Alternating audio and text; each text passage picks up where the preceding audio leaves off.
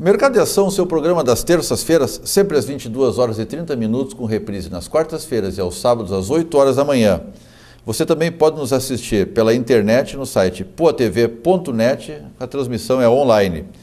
Hoje nós estamos recebendo a psicóloga, mestre, psiquiatra e professora Graciela Pazza, que vai discutir conosco todas as questões relacionadas e vinculadas ao álcool com o trânsito, drogas com o trânsito e comportamento de risco desses motoristas.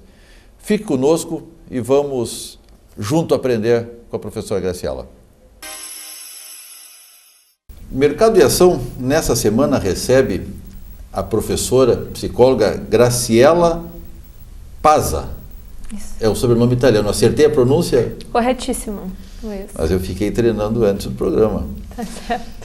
A Graciela, psicóloga, mestrado, psiquiatria, especializada nas questões de trânsito e álcool. É uma área um pouco complexa, né? Bastante. As duas, né? Trânsito e o uso de substâncias psicoativas são ambas áreas muito complexas, né? Mas aí unimos as duas, dá para se imaginar que não é um tema simples. Ele mexe muito com... Ele gera muitas consequências, né? Na verdade, o trânsito em si é um tema, é um fenômeno complexo que ele envolve múltiplos fatores, né? Existe uma exposição importante em relação ao motorista, né? A pessoa que está na via, os atores da via, eles estão numa exposição importante. E quando a gente coloca um fator de risco, que é o uso de substância psicoativa, independente do tipo de ator da via, existe um risco aumentado, com certeza. Claro. Você leciona também nos cursos de especialização dentro da Universidade Federal, né? Na verdade, eu participei na Universidade, na Unicinos. Na Unicinos? Na área de álcool e drogas. Isso. Os alunos aceitam com maturidade essa proibição, essa desvinculação? Ou é objeto de brincadeirinha e piada, como se fosse algo tolerado? Eu vou aproveitar essa pergunta, assim, até para direcionar na minha expertise da pesquisa, onde o contato diretamente com motoristas, e foram pesquisas a nível de epidemiologia, antes até de falar da questão dos alunos, propriamente dito. Existe uma cultura permissiva em relação ao uso de substância, né? Então, principalmente o álcool. Existe uma cultura, uma ideia, né, de que ele não prejudica na direção e em outros âmbitos também. De um modo geral, é muito difícil tratar sobre esse assunto, né, porque, claro, nós estamos ainda num momento as nossas leis ainda elas estão frágeis, novas. As leis são boas. Mas elas são muito novas. A execução delas é questão de cultura? Sim, tem uma questão cultural muito importante de percepção de não prejuízo da droga. Deixa eu lhe fazer uma pergunta, talvez possa ter uma certa origem. O trânsito é um espaço individual ou coletivo? O trânsito é um espaço coletivo, né? Assim, as pessoas, elas tendem a achar que é um espaço individual, mas ele não é.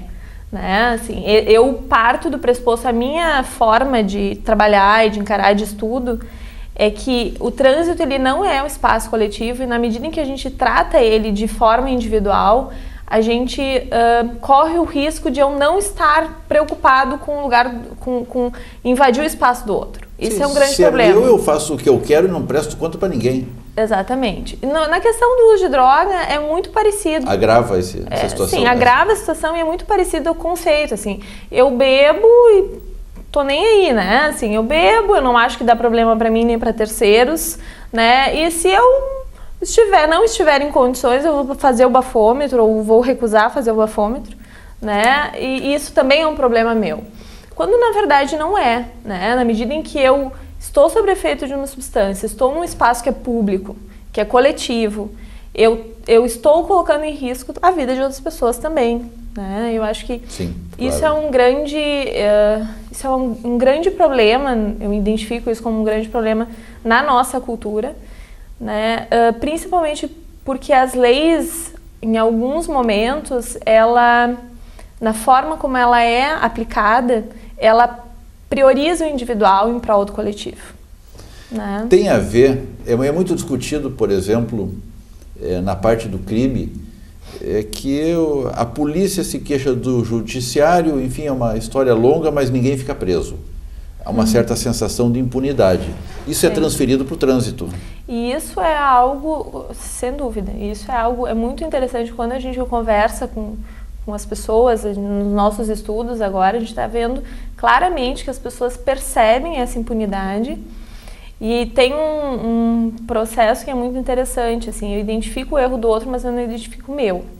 Né? E também fica numa queixa dessa impunidade, uma queixa infinita dessa impunidade, mas também não muda o seu comportamento. Então existem problemas... A impunidade é só dos outros. Exato. Né? E também no governo, também tem uma queixa infinita disso. Né? A questão é que nós temos problemas, né? Nós temos problemas que estão sendo feitas tentativas para melhor encaminhar eles nessa área de álcool, drogas e trânsito, né? Em termos de Estado, em termos de governo, enfim. E algumas coisas em relação a esse padrão cultural, né? Mas há muito esforço ainda que precisa ser feito, precisa ser investido tanto em termos de segurança, em termos de legislação, quanto a nível de cultura mesmo. Uma curiosidade, sobre a ótica do comportamento. Quem é que é mais tolerante? É a esposa que está junto, o acompanhante, ou o filho, ou os pais que permitem, ou o Estado, através do governo, através dos órgãos de repressão? Quem é mais tolerante? Que, na verdade, acaba por ser o maior estimulador.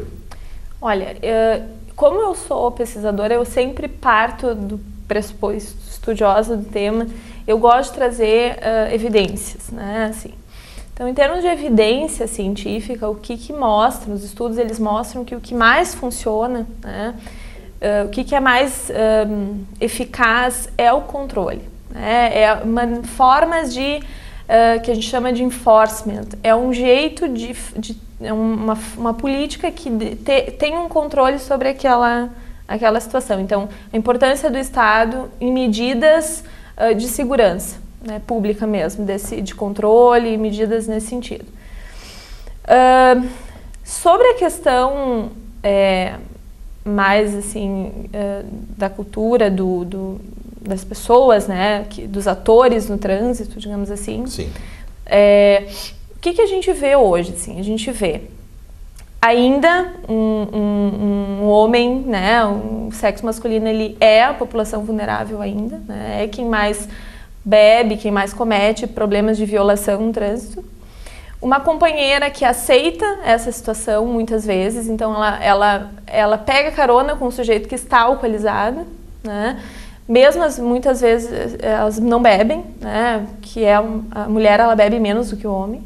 Então, e a gente tem filhos que parecem começar, menores, né, a ter uma influência dessa cultura atual de mudança, né, então que eles começam a questionar a atitude dos pais. Só que se os pais permanecem tendo o mesmo comportamento no trânsito, né, esses filhos uma hora vão entrar nessa cultura de permissão. Vão fazer a mesma coisa. Exatamente. Então a gente repete, então né? A gente tem uma cultura assim, a permissividade, eu ainda acho que ela não está focada em atores, nem especificamente no Estado, mas ela é algo compartilhado, né? Eu acho que existe aí uma necessidade de ação do Estado, sim, e existe uma necessidade também de pensar a conscientização em pequenos Há muito grupos. Tempo atrás, eu não recordo em que bases, mas me foi apresentada uma pesquisa sobre moral ética e moral punitiva. A moral punitiva seria aquela que as pessoas fazem ou deixam de fazer, senão pela punição. E 97% da população estava enquadrado nesse item. Ou seja, 97% da população só vai deixar de fazer ou fazer, senão pela punição. eu não mato porque eu vou para a cadeia, eu ando a 80 porque tem um radar que vai me punir. Perfeito. É válido isso? Sim, sim. Evidências científicas apontam isso, vários estudos apontam isso, a gente discute muito essa questão, mas o que se vê, assim, né? Que existe quando tem um problema e tem uma ação em termos de segurança, como essa questão do álcool, enfim, e outras drogas, quando existe uma mobilização de fiscalização, enfim, ou mesmo campanhas, num primeiro mês tem uma redução, assim, né, de mortes ou de violação. Aí depois começa a aumentar. E o que a gente suspeita é que aí começa a reduzir em termos de fiscalização, de campanhas. Então, assim, o que se pensa, né, assim, que é, assim, manter uma fiscalização contínua e... Agressiva? Forte? É que esse termo agressivo, ele tem que ser cuidado, né? Forte no sentido de ser ativa, né? De, assim, permanente, das pessoas sentirem que elas estão sendo cuidadas, vigiadas. Ao longo do tempo, existe uma reclamação por causa das multas no primeiro momento, mas ao longo do tempo pode-se criar uma cultura de cuidado. A reclamação não é porque foi pego em alguma irregularidade. Pela multa. A reclamação é pela multa. É um contrassenso, né?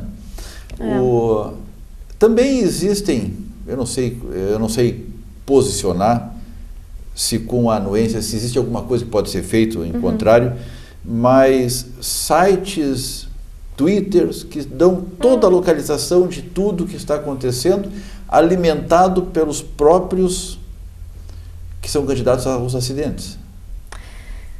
Então, isso é uma questão muito interessante, pertinente, inclusive é um tema que eu me interessa, né, que são essas populações de risco, de difícil acesso. São as pessoas que burlam, né, que desviam, e eles sabem. Não sei se diz, nesse Twitter, não sei a manifestação correta, mas tem mais de 80 mil pessoas em Porto Alegre. Num deles, pelo menos, eu conheço. No aplicativo, nesse aplicativo. Exato. 80 mil pessoas participando. Isso é maior que a maior parte das cidades. Eu tive uma experiência pessoal, assim, de estar trabalhando no trânsito, né, numa cidade brasileira, e aí nós estávamos fazendo coleta de velocidade com radar. E um dos bolsistas, aluno do local da universidade, ele me mandou uma fotinho dizendo que nosso carro foi identificado nesse aplicativo, que nós estávamos com radar, o carro tal, enfim, tinha que cuidar na tal via. Então, assim, isso foi muito interessante porque a gente trouxe nas nossas apresentações essa questão, assim. Sim. Então, existe sim, e isso é uma distorção muito importante de que a fiscalização lá também representa uma forma de cuidado, né? Uma distorção. Sim. Graciela, eu vou te pedir licença um instante, nós vamos fazer um intervalo e retornamos, mas antes, o nosso telespectador já está vendo na tela a foto de uma menina chamada Adriele da Rosa Soares, com 15 anos de idade, desapareceu agora no dia 9 de dezembro em Viamão. Quem tiver qualquer informação, vamos pedir que entre em contato com o DECA, Delegacia Especializada da Criança e do Adolescente, pelos telefones 0800 64 26 400, 0800 64 26 400 ou 21 31 57 31, DDD 51 de Porto Alegre, 21 31 57 31. Vamos torcer que possamos fazer uma família um pouco mais feliz nesse Natal, localizando uma dessas crianças. Vamos ao nosso intervalo e retornamos num instante.